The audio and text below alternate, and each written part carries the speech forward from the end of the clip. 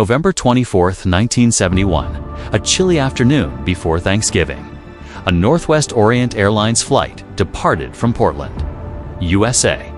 It was supposed to be a mundane 30-minute hop to Seattle with only 36 passengers and 6 crew members on board. But sitting quietly in the very back row was a man who was about to execute the most audacious and only unsolved act of air piracy in American history. In seat 180 sat a man in his mid-40s, dressed in a sharp suit, white shirt, and black tie. He looked like a typical business traveler. Just after takeoff, he flagged down a flight attendant named Florence Schaffner and handed her a folded note. Florence, a 23-year-old used to male attention, assumed he was flirting and tucked the paper away without looking.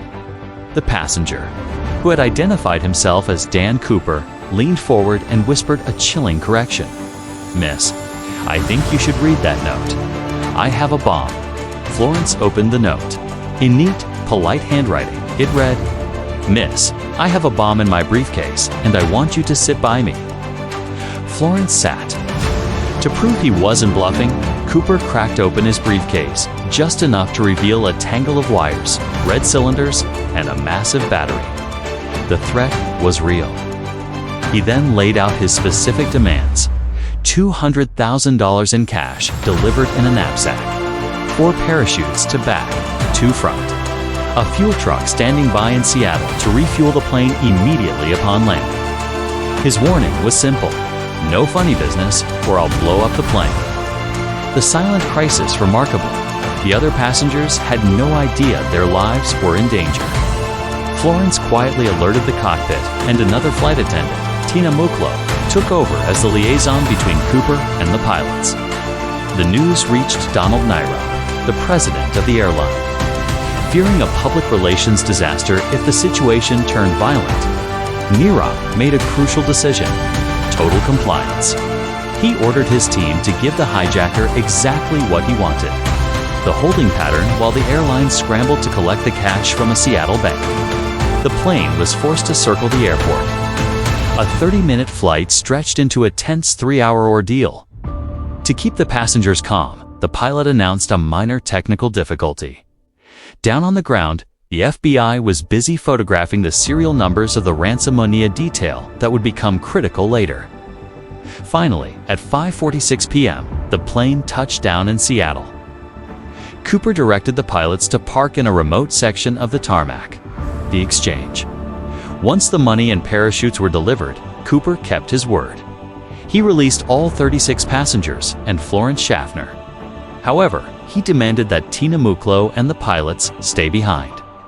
The plane was refueled, and Cooper gave his final, bizarre flight plan: fly toward Mexico City. Stay below 10,000 feet. Keep the wing flaps at 15 degrees.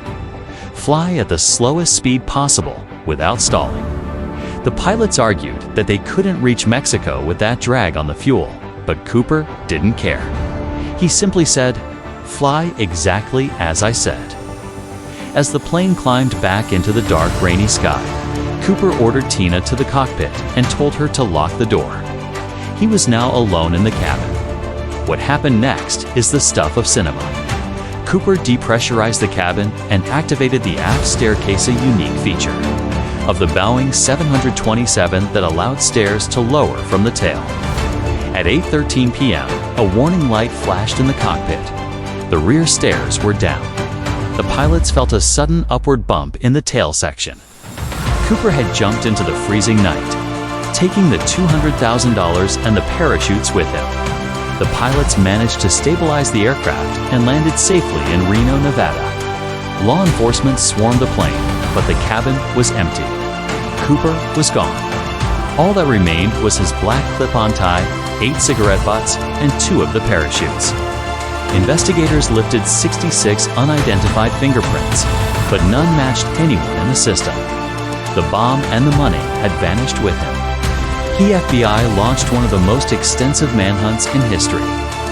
They investigated for 45 years, chasing thousands of leads, but not a single trace of Cooper was ever found. In 2016, the agency officially closed the case. To this day, the question remains: Who was Dan Cooper? Did he survive the fall? And where is the money?